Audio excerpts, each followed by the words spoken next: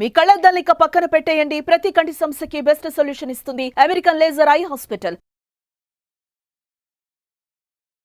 Welcome to Suman TV. So diabetes వచ్చే ముందు మనకి ఎటువంటి లక్షణాలు కనిపిస్తాయి, సో ఏ టైంలో మనం టెస్ట్కి వెళ్ళాలి, సో డయాబెటీస్ వచ్చిన తర్వాత టెస్ట్లు అనేవి ఏ టైంలో మనం చేయించుకోవాల్సిన అవసరం ఉంటుంది, సో ఎలాంటి టెస్ట్లు ఉంటాయి, సో దీని గురించి పూర్తి వివరాలు తెలుసుకుందాం. ఈరోజు మనతో పాటు ఉన్నారు doctor Shraddha Sangani, consultant internal medicine from century hospital. నమస్కారం డాక్టర్ గారు. నమస్కారం. డాక్టర్ గారు, చూస్తే కానీ ఈ రోజుల్లో డయాబెటీస్ అనేది చాలా కామన్ అయిపోయింది.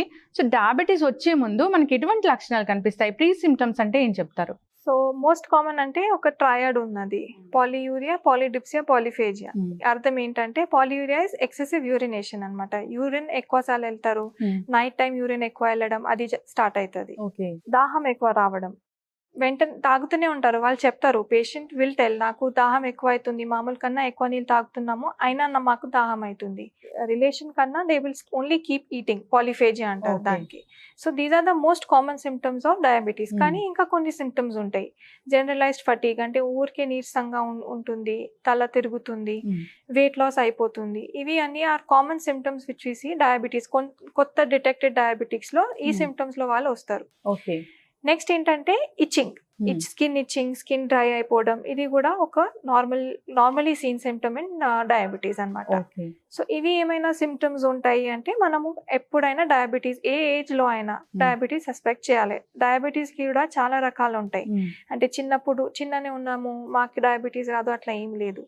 ఇవి సిమ్టమ్స్ ఉన్నా అంటే షుగర్ టెస్ట్ ఎట్లయినా చేయించుకోవాలి. సో టు స్టార్ట్ విత్ మనం ఫస్ట్ ర్యాండమ్ బ్లడ్ షుగర్ చేపించచ్చు. ఇప్పుడు మీరు ఆల్రెడీ హాస్పిటల్లో ఉన్నారు, మధ్యాహ్నం ఉందంటే మనం అట్లీస్ట్ ర్యాండమ్ బ్లడ్ షుగర్ అయినా చేపించుకోవచ్చు. అది మోర్ దెన్ 200 వస్తే that means you are a diabetic అన్నట్టు. అది 180, 120, 200 మధ్యలో వస్తే అంటే మేబీ ఉండొచ్చు అని డౌట్. సో కన్ఫర్మేటరీ టెస్టింగ్ అంటే ఏంటంటే we have to do 3 test అనమాట. ఫాస్టింగ్ బ్లడ్ షుగర్ ఉంటుంది, పోస్ట్ ప్రాండిల్ బ్లడ్ షుగర్ ఉంటుంది, ఇంకా HbA1c ఉంటుంది. సో ఫాస్టింగ్ అంటే మనకి మినిమం 8 hours ఆఫ్ ఫాస్టింగ్ ఉండాలి. ఇప్పుడు మీరు midnight 2:30కి ఏదో తిని ఫాస్టింగ్ చేయించానంటే కుదరదు. మినిమం 8 hours ఆఫ్ ఫాస్టింగ్ ఉండాలి. ఫాస్టింగ్ శాంపిల్ ఇచ్చిన తర్వాత మీరు నార్మల్ ఎట్లా తింటారు, బ్రేక్ఫాస్ట్ అట్లా తిని ఒక 2 hours తర్వాత, 1.5 to 2 hours తర్వాత పోయి మళ్ళీ శాంపిల్ ఇవ్వాలి. That becomes you post ప్రాండిల్ blood glucose level. దీంతో పాటు ఇంకొకటి ఉంటుంది HbA1c అని, that is average of 3 months sugar అనమాట. సో ఇవి 3 టెస్ట్ చేసి again you have to review with your doctor. So ఇప్పుడు లెవెల్స్ ఎట్లా ఉంటాయి అంటే non diabetic, so HbA1c less than 5.7, fasting blood sugar less than 100, post ప్రాండిల్ sugar అంటే తిని తర్వాత sugar less than 140 is considered non diabetic. తర్వాత next category ఏంటంటే impaired glucose, అంటే డయాబెటీస్ లేదు కానీ డయాబెటీస్ రావచ్చు, ఆ కండిషన్ కి ప్రీ డయాబెటిక్ అంటాం. సో అప్పుడు అది లెవెల్స్ ఫస్ట్ చెప్తా. HbA1c 5.7 to 6.5, fasting sugar 100 to 126, post lunch sugar 140 to 180 అనమాట. సో ఈ రేంజ్ లో ఉండేటప్పుడు మీరు జాగ్రత్తలు తీసుకోవచ్చు, అంటే diet changes, life style, walking, exercise, weight reduction, ఇవి అని పనికి వస్తుంది. So you will not become an over diabetic అనమాట. ఒకసారి ఈ రేంజెస్ కన్నా పైన వస్తే, అంటే fasting more than 126, post lunch more than 180 and HbA1c more than 6.5, ఆ రేంజ్కి వచ్చేస్తా అంటే you will require some amount of oral medications అనమాట. సో ఇది క్లారిటీగా వచ్చేస్తే మనకేదో డయాగ్నోసిస్ వస్తుంది, మనం ఏ కేటగిరీలో ఫాలో అవుతున్నాం. ఒకసారి మీరు డయాబెటిక్ అయిపోయారనుకోండి, తర్వాత మెయిన్ స్టే ఆఫ్ ట్రీట్మెంట్ మనకి depending on the sugars me doctor will prescribe tablets అయినా ఇన్సులిన్ అయినా. ఇప్పుడు మీరు ఒకవేళ టాబ్లెట్స్ మీద ఉన్నారనుకోండి, తర్వాత doctor will ask you to get a repeat test అనమాట.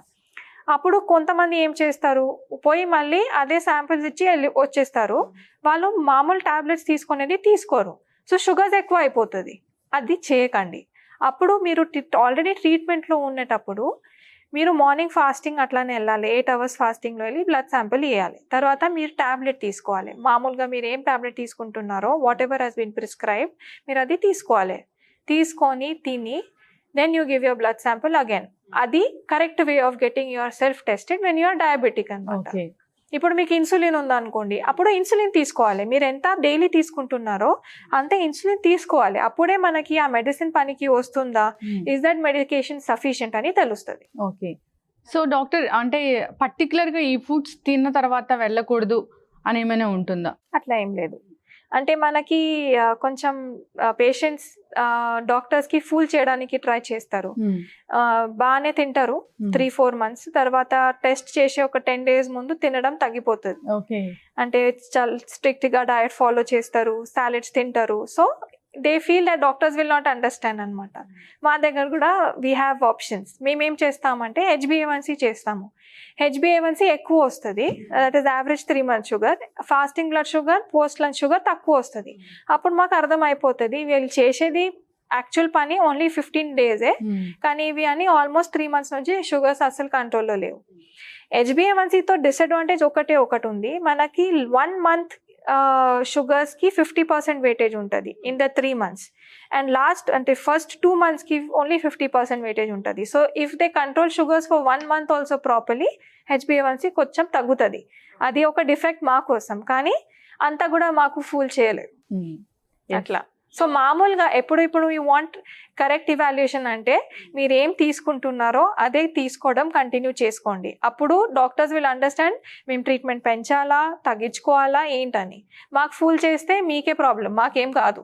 సో స్లీప్ అనేది ఎంత ఇంపార్టెంట్ డయాబెటిక్ పేషెంట్స్కి? స్లీప్ సరిగా ఉండకపోతే మనకి స్ట్రెస్ లెవెల్స్ అని బాడీలో పెరిగిపోతుంది. స్ట్రెస్ లెవెల్స్ బాడీలో పెరిగిపోతే షుగర్స్ కంట్రోల్లో రావు, అగైన్ హైపర్ గ్లైసిమియాలో వెళ్ళిపోతారు. అప్పుడప్పుడు కొంతమందికి డయాబెటీస్ రిలేటెడ్ న్యూరోపథీస్ వస్తాయి, దానివల్ల కాలు చేయి గుంజడం, నొప్పి ఉండడం అవి అని ఉండొచ్చు. That is because of the nerve getting involve. Sugars uncontrol ఉండకపోయేసరికి that is microvascular complication of diabetes అనమాట. సో అది మనము as doctors we should not ignore it, we should treat it. There are medications for that. అది treat చేస్తే వాళ్ళకి sleep disturbed కావు. Sleep is also very important for diabetes control. Adequate వెళ్ళే ముందు కూడా స్లీప్ అనేది ప్రాపర్ గా ఉండాలి. అబ్సల్యూట్లీ. సో దాని వల్ల కూడా వాల్యూస్ అనేది అటుగా ఇటుగా వస్తాయంటారా డాక్టర్? రావచ్చు. సో డాక్టర్, వన్స్ ఈ డయాబెటిక్ మెడిసిన్ అనేది వాడడం మొదలు పెడితే లైఫ్ లాంగ్ అనేది వాడాలని చెప్తూ ఉంటారు కదా. సో అంటే వన్స్ ఇది వచ్చిందంటే తగ్గదంటారా? అట్లా లేదు. ఇప్పుడు నేను మళ్ళీ చెప్పే ప్రకారం అది ప్రీ డయాబెటిక్ రేంజ్లో ఉండేటప్పుడు మీరు కంట్రోల్ చేస్తే కంట్రోల్ అయిపోతుంది. Same thing early medication start చేస్తే, డయట్ ఫాలో సరిగ్గా చేస్తే, బుక్స్ ప్రకారం ఐడియల్ వెయిట్ అంటే మనకి ఉండే, ఇప్పుడు మీరు ఓవర్ వెయిట్ ఉన్నారనుకోండి, ఒక 7% of your existing weight reduction చేస్తే there are chances that your HbA1c తగ్గిపోతుంది. HbA1c తగ్గిపోవడం అర్థం ఏంటంటే మీరు డయాబెటిక్ నుంచి మళ్ళీ ప్రీ డయాబెటిక్, మళ్ళీ నాన్ డయాబెటిక్ రేంజ్కి కూడా వెళ్ళవచ్చు. ఓకే, తగ్గియచ్చు. మన మెడిసిన్స్ డెఫినెట్లీ తగ్గియచ్చు. ఇట్ ఈస్ నాట్ లైక్ ఒక్కసారి వచ్చిందంటే లైఫ్ లాంగ్ ఉంటుంది. నో, అప్పుడప్పుడు మన బాడీకి basically insulin is the hormone responsible for sugar control అనమాట. సో బీటా సెల్స్ నుంచి అది రిలీజ్ అవుతుంది ప్యాంక్రియాస్ నుంచి. అక్కడ ఏమైనా స్ట్రెయిన్ అయ్యి అది ఇన్సులిన్ సిక్రీషన్ సరిగ్గా అవ్వకపోవడం వల్ల కూడా మనకు షుగర్ వస్తుంది. It could be a stress related hyper glycaemia, అంటే ఒక పీరియడ్ వచ్చి మళ్ళీ వెళ్ళిపోవచ్చు. కానీ ట్రీట్మెంట్ సరిగ్గా తీసుకోకపోతే ఖచ్చితంగా you will have life long and very high sugars requiring insulin therapy. So స్టార్టింగ్లోనే ట్రీట్మెంట్ ఓరల్ మెడికేషన్స్లో తీసుకుంటే, కంట్రోల్లో పెట్టుకుంటే problems Rao, complications Rao, chances of complete remission also మొత్తంగా మెడిసిన్ లేకుండా ఓన్లీ డయట్ ఎక్సర్సైజ్లో కంట్రోల్ అయ్యేటట్టు కూడా అవ్వచ్చు. ఓకే, ఈ diabetic patients full body checkup అనేది అవసరమా? సో ఎన్నాళ్ళకి ఒకసారి వీళ్ళు చేయించుకోవాలి? అంటే చాలా మంది కూడా కిడ్నీ టెస్ట్ చేయమని డాక్టర్ గారు ఇలా చెప్తూ ఉంటారు కదా. ఎస్, సో ఇప్పుడు that is because of the complications of diabetes అనమాట. మనకి మెయిన్లీ మైక్రోవాస్క్యులర్లో డివైడ్ చేయవచ్చు. మైక్రో అంటే చిన్న వెసల్స్, మైక్రో అంటే పెద్ద వెసల్స్. పెద్ద వెసల్స్కి క్లాట్ ఫార్మేషన్ అవి అని జరగవచ్చు. దానివల్ల బ్లడ్ సర్క్యులేషన్ సరిగ్గా రాకపోవడం అవని కోసం వీ విల్ డూ స్క్రీనింగ్ అనమాట. ఈసీజీ స్క్రీనింగ్ అవి అని చేస్తాము to see whether they are developing any complications, హార్ట్లో ఏమైనా కాంప్లికేషన్స్, బ్లడ్ సర్క్యులేషన్ సరిగ్గా వెళ్తుందా లేదా అని అది చూస్తాం. కానీ ఫస్ట్ వచ్చేది మైక్రోవాస్క్యులర్ కాంప్లికేషన్స్ యూజువలీ.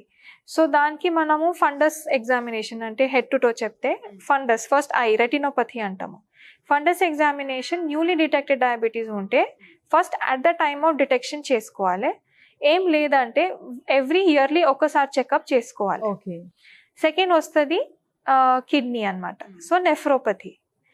ఇనిషియలీ మనకి యూరిన్ లో nephropathy is basically body is not, the kidney is not able to hold the proteins అన్నమాట. సో ప్రోటీన్స్ యూరిన్ లో వెళ్ళడం మొదలవుతుంది. సో ఫస్ట్ మైక్రో ఆల్బ్యూమిన్యూరియా అంటాము.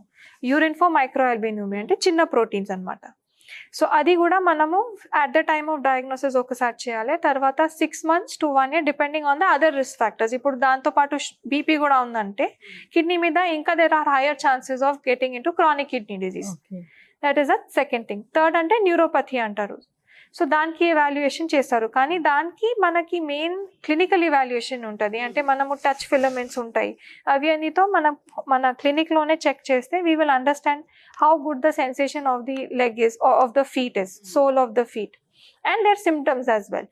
సో ఇవి every yearly checkup is definitely necessary. ఒకవేళ sugars చాలా అన్కంట్రోల్గా ఉన్నాయి, చాలా హై మెడికేషన్స్లో ఉన్నారు, వాళ్ళు అయితే 6 monthly కూడా అవసరం పడవచ్చు.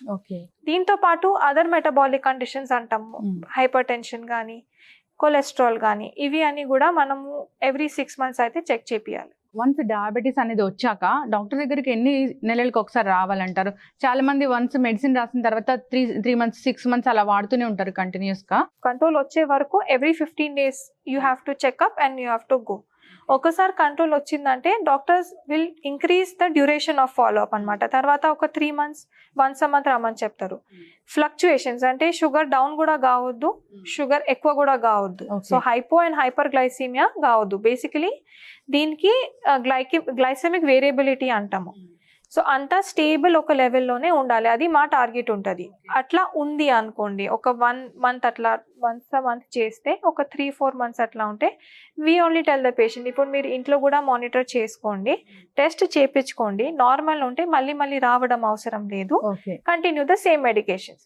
నేనేం చేస్తానంటే ఐ విల్ టెల్ దెమ్, ఇప్పుడు ఫాస్టింగ్ బ్లడ్ షుగర్ ఉంటుంది, ఇది ఈ రేంజ్ కన్నా ఎక్కువ వస్తే మళ్ళీ రిటర్న్ రావాలి, లేకపోతే అదే సేమ్ మెడికేషన్స్ కంటిన్యూ చేయండి. ఒకవేళ రేంజ్ కన్నా తక్కువ వస్తే, మనకి చాలా లో అయిపోతుంది అట్లా వస్తే, then we reduce the medication. ఎక్కువ వస్తే పెంచుతాము.